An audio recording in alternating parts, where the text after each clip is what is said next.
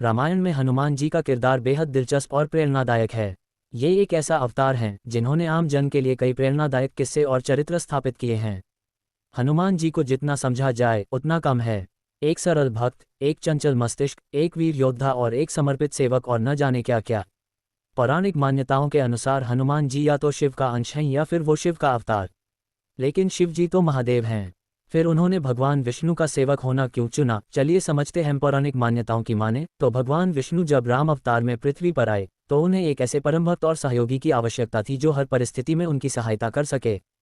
चूंकि शिवजी स्वयं श्रीराम के अनन्य भक्त हैं, उन्होंने ये निश्चय किया कि वे हनुमान के रूप में जन्म लेंगे और श्रीराम की सेवा करेंगे। हनुमान जी ने राम भक्ति की सर्वोच्च मिसाल पेश की और श्रीराम की सेना के प्रमुख योद्धा बनकर लंका विजय में महत्वपूर्ण भूमिका निभाई।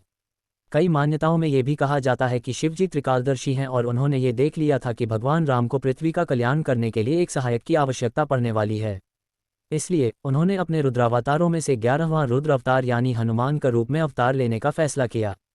शिव पुराण के अनुसार एक बार माता पार्वती ने शिवजी से पूछा कि प्रभु, आप श्रीराम के इतने बड़े भक्त हैं तो क्या कभी आपको उनकी सेवा का अवसर मिलेगा? तब शिवजी ने उत्तर दिया, राम अवतार में मैं भी एक विशेष रूप में प्रकट होकर उनकी सेवा करूंगा। यही कारण था कि जब भगवान राम का जन्म हुआ तब शिवजी ने हनुमान जी के रूप में अवतार लिया।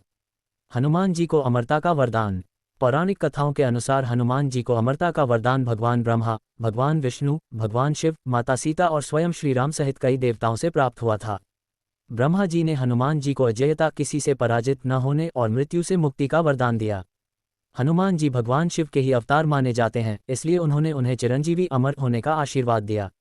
जब श्रीराम जी का पृथ्वी से प्रस्थान करने का समय आया तब उन्होंने हनुमान जी को कलियुग तक धरती पर रहने और अपने भक्तों की सहायता करने का आशीर्वाद दिया। जब हनुमान जी माता सीता की तलाश में लंका गए थे तो उन्हें बहुत तलाश करने पर भी माता सीता नहीं मिली थी। उन्हें लगा कि माता सीता शायद जीवित नहीं। लेकिन जब उन्होंने एक बार फिर से प्रभु राम का नाम लेकर माता सीता को तलाशना शुरू किया तो वो उन्हें अशोक वाटिका में मिल गई। लेकिन तब तक हनुमान जी भूख प्यासे उन्हें तलाशते रहे थे। इसी कारण माता सीता ने हनुमान जी को कभी भूख प्यास न लगने और अजेय रहने का वरदान दिया।